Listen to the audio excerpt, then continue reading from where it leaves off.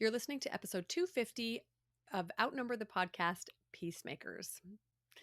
Today, we're talking about finding more peace in our own hearts and lives and in our families, becoming peacemakers, and also teaching our children to do the same. We're going to cover three main areas: finding internal peace for ourselves, finding more peace in our families, especially amongst those siblings that like to fight, and number three, finding external peace as we go out and spread it into the world around us. So let's dive in.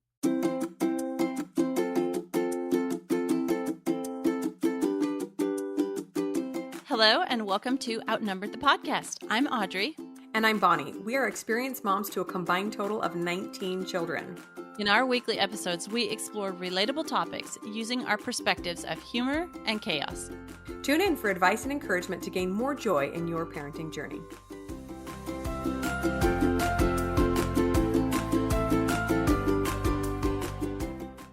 Hello, and welcome back to Outnumber the Podcast. We have a fun one for you guys today. We're going to be talking about peacemakers. It's going to help us a little bit, but definitely help our kids. I don't know if any of you guys have kids that don't make peace all the time. Weird, right? But that's today's episode. We're going to love it. If you have more than one child, basically you need to listen to this episode. Yeah. So speaking of sibling dynamics, I have this humor segment to start us off with. So all of my kids were recently in town for a wedding, and one of them is working several states away and flew in for the wedding. And so that was great to have everybody. And as he was getting ready to leave, the younger kids come, racing down the stairs. Okay, we're going to say goodbye. And my 12-year-old shouts at the top of his lungs to his siblings that are still upstairs, "Come on, it's time to say goodbye to the Virgin." Wow. And after the child, who is 18, I should have said he's an 18-year-old male. That would be kind of add context. After he and his 20-year-old sister got over dying laughing, they said, "Do you by chance mean prodigal?" And he's like, "Oh yeah, I always get those two confused." Oh no. That is so funny. Yeah. So And for a second, I was like, wait a minute, was he talking about for a second, I thought you were saying he was saying that to his sibling before getting married. I was like, No. oh, you know a little bit too much, but that was hilarious. Just a couple of biblical terms he Yeah. He's mixed like, up. oh yeah, that one. Like he doesn't probably know what either one of them means, which is why he messed them up. He definitely doesn't know what virgin means. That's for sure. Kids Oh are my so goodness. cute when they mess stuff up, especially when they're older. That's hilarious. I know. And they use all sorts of words that they've only read in books but not heard Yes. before, and they pronounce them all sorts of Okay, wrong. that is my story of my life. I do that even as an adult. It's terrible. One of my kids recently was reading a book. And my kids are always talking about bad words. They don't say them, but they're like, "Do you know what this word is?" It's like, "Oh, the neighbor told me this word," and I was like, "Oh, stop telling your younger sister there's a this word or a that word." Anyway, one of them just said, "Mom, shoot, I can't remember what the word was, but it was something like husky or something that had like a hard syllable and just sounded like it could have been a bad word. Is this a bad word? No, that's not a bad word. If it's in a kid's book, chances are good it's not a bad word, but you never know. Depends on who you say it to and what kind of body image they have. Totally. It can be like many things. Okay, so we're going to talk a little bit about peacemakers today. It's a very timely topic, of course, because we just live amongst so much contention and anger, and especially with the conflicts in the Middle East right now, our hearts are just broken as people are horrible to each other. Governments are horrible to each other. There's deception and anger and fighting and judgment and so many horrible things. So even though people talk about world peace as a cliche, we believe in peace in our homes and peace in our communities, and that we can really, really work hard towards that by teaching our own children how to be peacemakers and start healing some of the contention that is in our homes and around us. Yes, you think about it, the only way for the world to have more peace is for it to start at an individual level. And that is something that we can control. So we don't have control over world peace, really. I mean, I can't talk to any government leader or anything and, foment peace or whatever. But there is a way for us to control and have influence over the peace in our hearts and in our homes. So how do you raise peacemakers in such a divisive world? So that's what we've been thinking a lot about, and we're going to be talking about today. Yes, we decided that the three main ways that all of us can help add more peace to the world are the following that we're going to cover. The first one is internal peace. We'll just tell you what that means in a minute. Another one is peace amongst our family, right? Probably what we're all here for. And then the third one is external peace with all those that surround us. Okay, let's start off with internal peace because that's the one that we can control. That is the only one that we can control. So, internal peace, I mean, I don't need to explain this to you guys. You know what it feels like to have peace, and you know what it feels like to not have peace, not be at peace inside yourself. And like the difference is it affects you physically, it affects you emotionally, it affects you almost in every single way, whether you have internal peace or not. And so for me, internal peace is like I know what to do. I know what I'm supposed to do to be right with God. And when I do that, and when I work on trying to do that, then I have internal peace. But when I'm at odds with, first of all, God, and then others because he mandated peace with everyone, with others, then I have a lack of peace. I have that unsettled kind of uprising both in my thoughts, in my emotions, in my feelings, in my heart, in my whole life. And so to me that's internal peace. Yes, I it's so interesting that we're talking about this today. I am actually filled with a lot of conflicting emotions today because I had a really hard day yesterday and had some unkind words spoken to me, and I'm it's been interesting to just kind of check and see, okay, where did I go wrong? What can I do now at this point? Now that words have been spoken, we cannot control other people. We cannot control what's done or said to us, but we can control how we respond. And it is not easy, you guys. I spent like the whole night tossing and turning thinking, I just want to say this back. I just want to counteract with this. They're wrong about me. Yeah, there's going to be a lot of people wrong about us. There's going to be a lot of people that choose conflict over peace consistently, but we don't have to be those. And in order to have internal peace, like you said, Audrey, we have to be at peace with God and with the values that we hold. And then we also have to allow others to not be at peace. Like sometimes I've found myself just fighting to try to get someone to like me. You're going to like me, dang it. I'm going to show you that I'm a likable person. And that's just not possible, right? We're not going to convince everyone that we're great, and we're not going to want to spend time with everybody else out there. That's okay. We can all just do our own thing. But what I'm saying is we're only responsible for the peace within our own hearts, and it goes a long way. We have our circles of influence can extend for a long ways, but it is a battle. It can be so challenging. So when you have peace, it is so motivating and inspiring to figure out how to have peace in the future. And this is actually something that I've spent a lot of time thinking about and cultivating. So the first thing I do to have more internal peace is prayer. So connect with my creator, connect with God, and have like that's the source of peace. In the Bible, Jesus is called the Prince of Peace. That's one of his names. And like where do we go for peace? First of all, I go to an outside source and ask for peace. Like just ask for it. May I please have peace? I really need it today. I have studied peace in the Bible for a long time. I just recently did like it's a subject that I keep coming back to. So I recently dove down another rabbit hole on a study of peace in the Bible, and it started with this thought. There's a verse in the Bible that says, "Then will your peace be like a river." And so I was thinking about like a river, and I'm gonna share just a thought I had here about this. So like peace is something that's kind of contagious.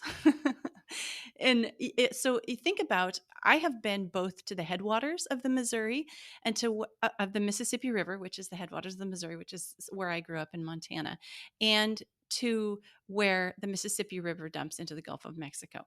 And the difference is astronomical. Okay. So where it begins in Montana in the mountains, you're like, this is going to be a river, this little tiny bit of water bubbling up out of the ground. And then when you see where the Mississippi goes into the Gulf of Mexico, you can barely even see across the Mississippi River at that point. It is so wide. And I love that picture when it comes to peace, because if I start with a little tiny grain of peace in my life, that can grow and grow and grow and even affect other people. Like you think about a river, how much life is sustained in a river and because of a river. And so that is like a recent study that I did on peace. So just studying peace helps me have more peace. And then I do like a physical thing that brings me peace is like yoga, because it's balancing my nervous system and my thoughts and my emotions. And then meditation too, like thinking about peace and all that. So those are some actual things that I do to help cultivate peace in my life. Oh my gosh, I love that analogy. How fascinating that and that peace can grow, right? Sometimes we don't think that our own actions have much effect past our lives and our children's lives, but they really do. They have ripples. Just like anger and contention have ripples, right? Somebody can get angry and you feel it on the other side of town because it, kind of passed through people. Peace and love is the same way. It really is. And I love that thought that it can just go from this little trickle to a raging river and spread out so far. Um, I also have physical things that I do to feel more peace. Just thinking about our interview with Leah Davidson, I'm constantly kind of checking in with my nervous system. Like when I don't feel peace very often, it's because my nervous system is activated, right? And I'm feeling like stressed or I'm feeling attacked or something like that. And physical exercise, so great. I'm glad you mentioned yoga, meditating. For me, I like to do things that are a little more energetic. I love going for a run. That actually really centers me and helps me get some of that aggression out. Sometimes I go towards anger. When I've been when someone has there's been a contention, and that kind of gets some of that energy out for me. But I love the prayer, the studying of God's word, anything that can bring more peace into our life will allow us it to move through us and us to channel it out as well. We cannot, and you guys, we've talked about emotions before. Like we can't just hold on to them and just think they're going to go away. We have to feel them, even if they're emotions we don't want to feel, like anger or shame or frustration or whatever, and then allow ourselves to act out of peace. Like our episode with Rhonda Farr, where she talked about the emotions we're trying to hide being like that beach ball we're trying to hold under the Yes. water. Yes. And I feel like my beach ball grows, and one of these days I'm going to let go. It's going to shoot me out of the pool and across the neighbor's fence.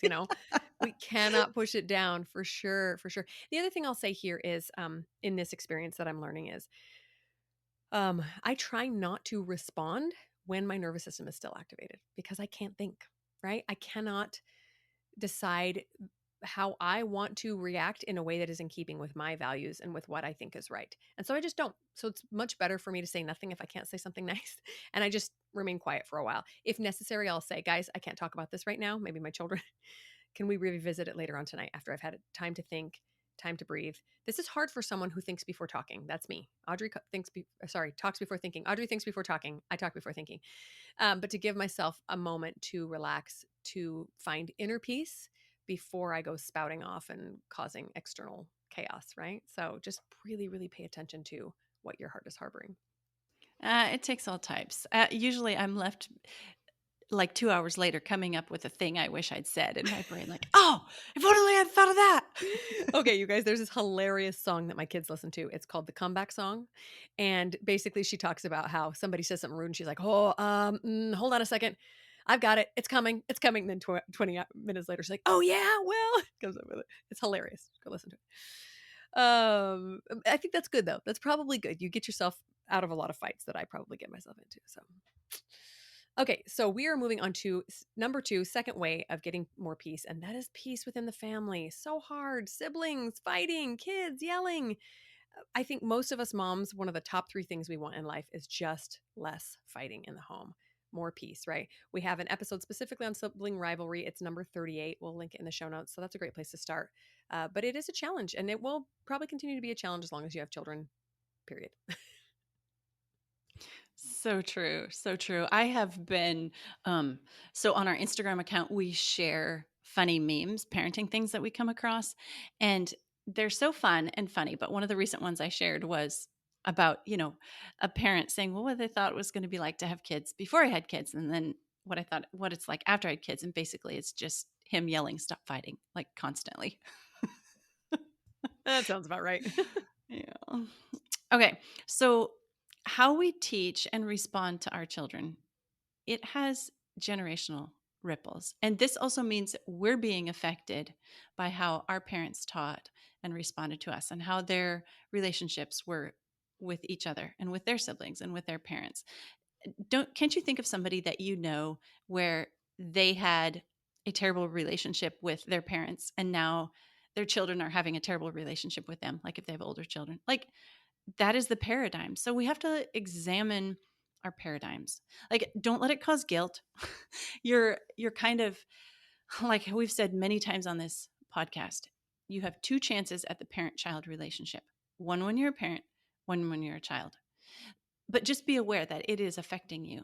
It's what we want to do is reinforce how crucial it is to always work for peace. Something I say on repeat to my kids is, don't you want to be friends when you grow up?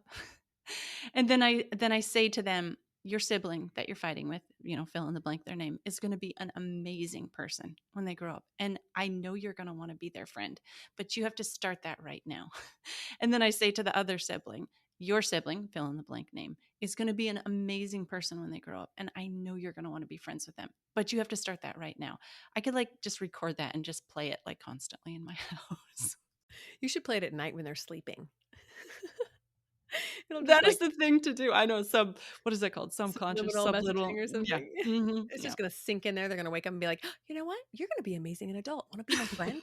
I don't know where that thought came I'm from, going but to try that. Okay. Can't hurt. no, it can't hurt my help. Yeah. Yes. And what a great perspective, right? As adults, we know how quickly life passes, right? And I now look at my siblings and think these are hilarious people that I love spending time with. As a kid, I wanted to strangle them. My brother, I would look at and just go, just feel anger seething. I don't, we were learning as kids how to manage our emotions, and they're adults now, and they're so fun. And it's like, oh, I love these relationships. These are so valuable. Conversely, I have seen relationships be torn apart when the people were young and they never got repaired, right? And they caused some major damage to self-esteem and confidence issues. And, we, again, no guilt intended here, but we do have the power to shape our children's lives in how much contention and fighting we allow. And I don't think any of us want to allow it, but sometimes we just get tired, right? But we really, really do need to work for peace at all times.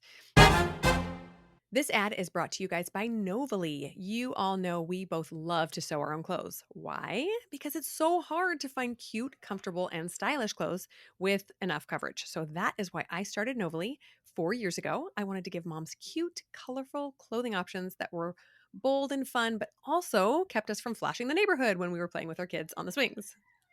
Novely carries tops, bottoms, dresses, and more. But the most exciting recent addition is the Letty bra, a super soft, comfortable knit bra designed by our favorite Bonnie that you can wear under those lower cut tops or dresses that show a little more than you like. Yes, I'm so excited about this bra. It comes in black and white, and I wear mine pretty much anytime I want to forget that I'm wearing a bra. I mean, can you imagine wearing a bra that you're not desperate to take off at the end of the day? That would be so great, right? Okay, be sure to check out novely.co for the latest in stylish, colorful clothes for moms, and go get on the newsletter to be updated on their next exclusive designs. So I'm reading the book, The Anatomy of Peace. I don't know if you guys have ever read it. Fascinating book. And one concept that they describe in that book is the difference between seeing other people versus as obstacles. And I thought about this for a second. Like there are certain instances in my life where I very often see people as obstacles. Like when I'm in a traffic jam, when I'm in line at the grocery store, I'm like, come on, move, move. I'm not seeing these people as human beings. I'm seeing them as annoying people that don't know how to use their blinkers, right? But if we can teach this to our children and say, stop, wait a minute, those people are also in a hurry to get home. These people are also trying to get their groceries and get back to life as quickly as can. In all instances, look for a reason to treat people like people. And again, this goes back to knowing that we really are all equal in worth and value. We're all children of God. Like to come back to that and say, am I treating this person like an obstacle to something I want or like a human being? I really like that concept. My husband has a good way of helping me. For years, he said, "Oh, when I'm driving or when there's this impatient traffic thing going, he'll be like, oh, I bet that person,' and then he'll fill in this really ridiculous or emergency situation, and it'll instantly bring understanding, and a measure of calm to the situation. Like, oh, I bet they're on their way to the hospital to have a baby, and then everybody's like, oh, babies, and it's not all, would you get out of my way or why are you being such a jerk Yes. driving like that?" Yes, yes. I thought of myself this week. We had another scary instance with one of my kids earlier this week, and I just thought I'm probably not very nice this week. I'm probably impatient, and yet I have I think a valid reason, but nobody's going to know that, on the road or at the store. Or if we could just always assume the best in people and assume that they are struggling with their own issues, and we can help or we can hurt that by how we react. Yeah. Okay, this kind of brings us to our third area of peace that we want to talk about, and that's external peace. Like how we can influence the peace around us. So we definitely can control the peace in ourselves, internal peace, and we have I feel like a responsibility to set a right standard for family peace, sibling peace. But then there's external peace. What about everybody else around us? So we kind of already started on this one, but it's again what we teach over those who we influence. So like teach our kids that they are, and everyone around them is a child of God. Everybody has a soul, is the way that we say it at our house. Everybody has a soul. And understanding that they have a soul and their intrinsic worth, that's key toward treating other people peacefully. Like if you understand that, like there's this soul or this spirit world that everybody is a part of, like maybe you have nothing in common with anybody else, but can you connect with them because you have a soul and they have a soul? Yes, it's so beautiful and a great reminder that we really are another thing we have in common. We're all here on Earth just trying to figure things out, and it is not easy ever. I don't know anybody that's ever had a life and on their deathbed thought, you know what, that was easy. I'd do it again. Most of us are like, that was hard, but so joyful too. Like to reach out with peace and love to everyone, no matter how many differences we have, is so powerful. One thing I want to say here is, and this kind of goes back to peace in the family too, but as it extends to teaching our children about going out into the world, we need to really watch out for habits of talking about or teasing others, especially due to differences. So it can be, for some reason, human beings love to connect through ostracizing others. That's why we have groups and cliques. And very often in the clique, they'll say, oh, have you seen so and so? She doesn't fit in with this group. I think it's just because we're tribal, but we don't have to be cruel in our tribalness, right? We want families, we want communities, but we don't need to ostracize others because they don't fit in. So this is something that's very important and can very easily get out of hand at home, where somebody says, did you see so and so? Why does their hair look so weird? Why do they look like that? Why do they wear that thing? Why do they do this thing? Why do they? And very easy to jump in on it together and say, yeah, that's so weird. And it's our responsibility as parents to say, oh, that's just different, right? It looks weird to you, but how you dress and how you do your hair might seem weird to them.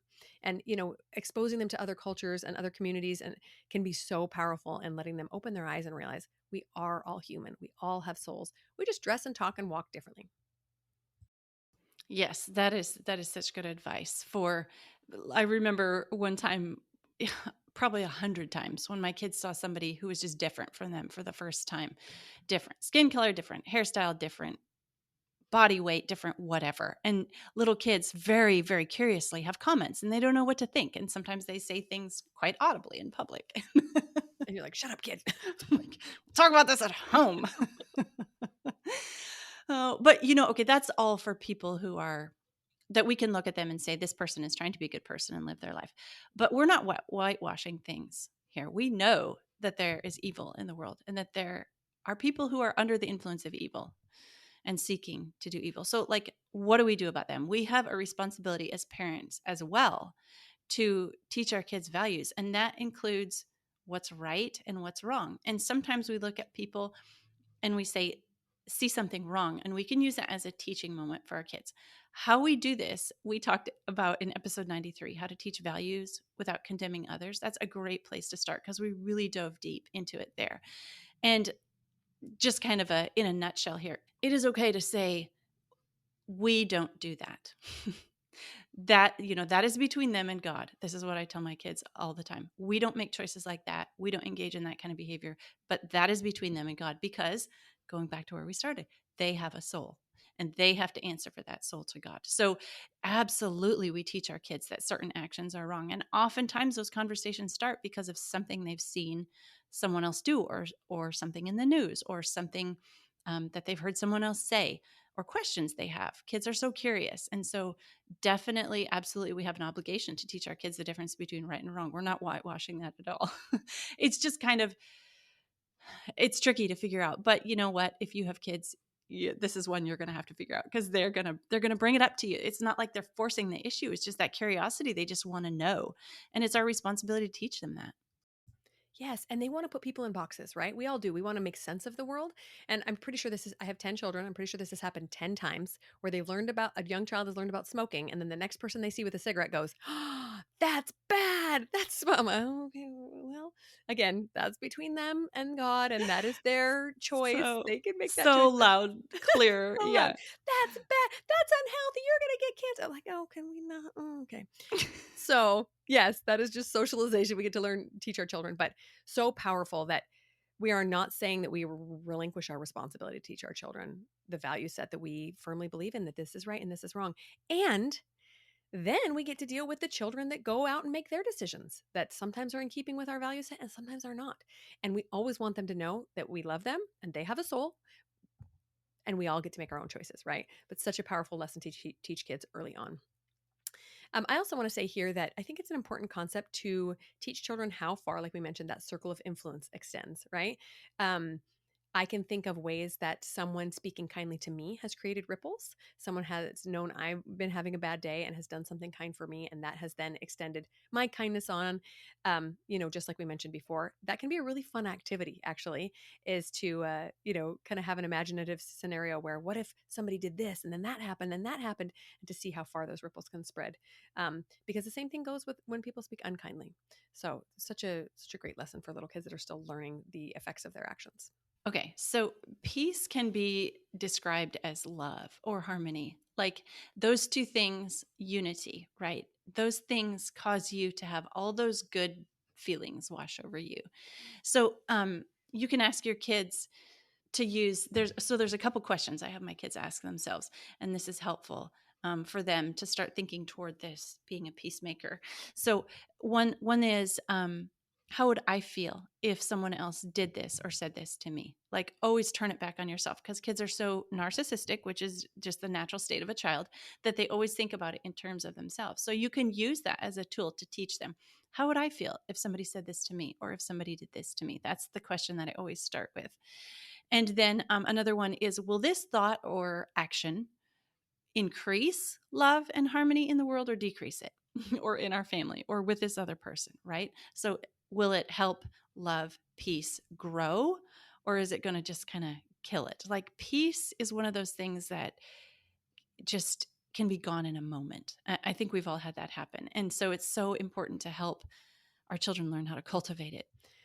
After sharing all these different ways of helping our children and helping spread peace, it just always comes back to the inner peace, right? You cannot be a peaceful, loving person on the outside if you are not a peaceful, loving person on the inside. So many times we will have war waging within us and think, well, I got to be a good person. And then we're just kind of strong arming ourselves into trying to put on a happy face. It doesn't mean we have to be happy and everything going right all the time, but it does mean that we always seek for peace. And frankly, I can be suffering and still be at peace. Does that make sense? Like, I have had things that I've been grieving, or problems in my life, or things that I've struggled with. But if I'm coming back to that inner peace, if I'm staying in tune with God, if I am trying to keep living in accordance with my values, I'm still able to feel peace even while my life and the world around me is kind of raging. And that, I think, is the greatest gift we can give ourselves and to our families and the communities abroad, is that inner peace and how it radiates out from us. Yes, I like to think often about the verse in Matthew 5, blessed are the peacemakers, for they shall be called the children of God. So I almost wonder if peace is a requirement for heaven. Like, think of the opposite. If an instigator or a troublemaker, is that going to be found in heaven? I don't think so. And another thing I like to do here in my final thoughts is I think about, if Jesus was in a situation, maybe the situation that I'm in, like, what would he do? How would he have peace in that situation? Or think about situations that Jesus was in and how he still maintained peace. A really great example of Jesus maintaining peace was that time when they brought to him a woman that they had taken in adultery, like in the act of adultery. And they said, what should we do? And Jesus just stooped down and wrote with his finger in the ground. He said nothing. And they kept asking him. So finally, he stood up from writing in the ground and he said, whoever doesn't have any sin, let them cast the first stone. like, because stoning was the consequence for adultery. And he stooped back down and wrote in the ground again. And and then everybody, like that, speaking of peace having a ripple effect, everybody started looking within themselves. And from the oldest person to the youngest person, they all left. And then Jesus had a really good conversation with that woman that was left there and taken in adultery. And he was like, I don't condemn you. Go and sin no more. I love that story because he not only had peace in that situation, his peace affected every single other person there. And I love that story. And I just thought, goodness, I have a huge, long way to go, even on maintaining internal peace. But could I have such a level of peace that it could even affect somebody else? Man, I hope I get to that level someday. You know, I've read that story 1,000 times, and it honestly just occurred to me that his reaction, well, I knew that it saved her life, but that it also saved all those other people from making a mistake and from judging. And it just takes one instigator to create a conflict, and it really just creates one peacemaker to give people permission to back down and to extend compassion. Um, and sometimes, I think most of the time, we will probably never even know the extent of the effort we put forth into creating peace, but you always know that it's going to yield more peace and love. So I love that. Well, all right, friends, that's the episode we got for you today. We hope this helps bring a little bit more peace and calm into your own mind and heart, and especially into your family's lives as well. So we'll talk to you next week. I'm Bonnie. I'm Audrey, and we're outnumbered. Thanks for listening, friends. Click the link in the show notes to subscribe to our email and never miss another episode. Show us some love by leaving a review on iTunes or sharing the podcast with a friend. Thanks for all your support. We'll talk to you next week.